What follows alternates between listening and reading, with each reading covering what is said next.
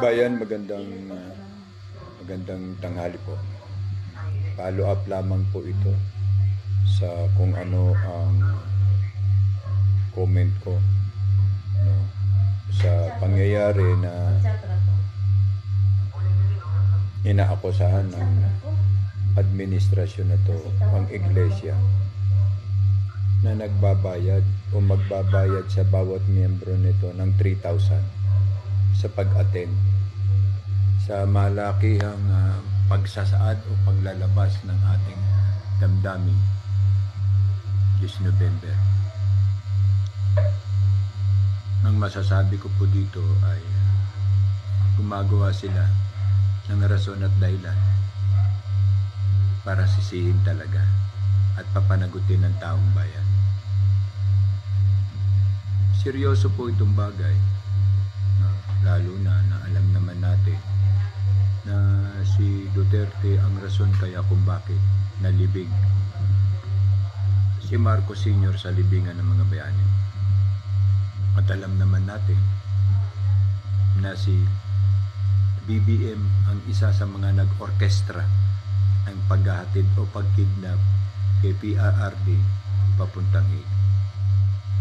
Na ngayon ay alam din natin sa mga viral na post na mismong ang ICC ay nagpalabas ng statement sound or message outside the ICC court tungkol sa kung sino at ano at sino-sino ang mga reliable or responsible sa kung paano napunta si Duterte sa Hague.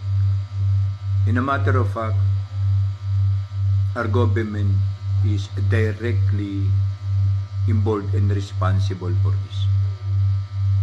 So ngayon, nakita na po natin ang kanilang pagtugma-tugma at pagtahi-tahi ng rason.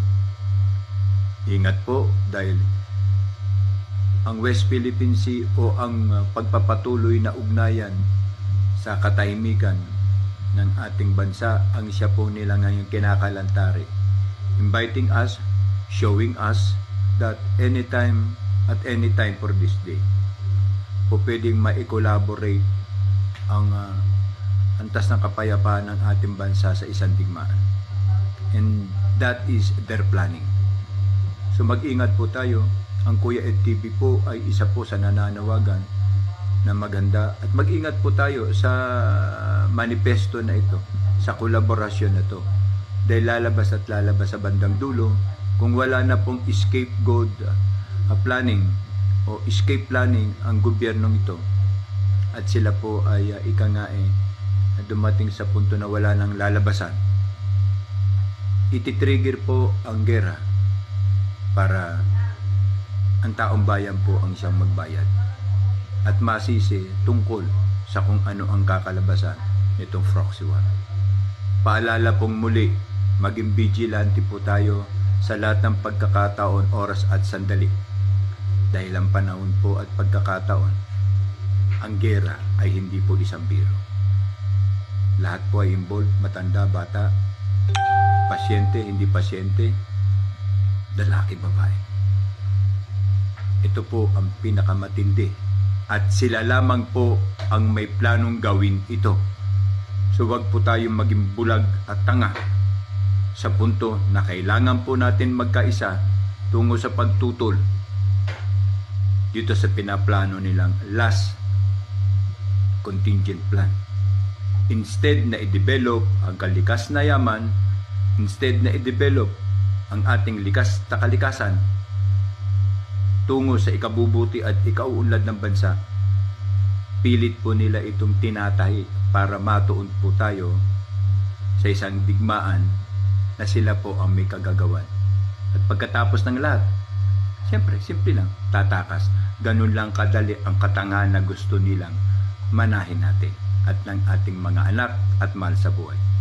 Ingat po, ang Kuya Ed TV po ay nananawagan, maging vigilante po tayo sa lahat ng pagkakataon at sandali.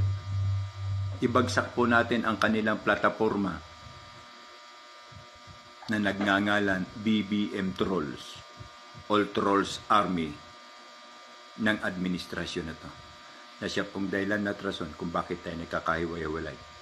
Marami pong salamat ang Kuya Ed TV.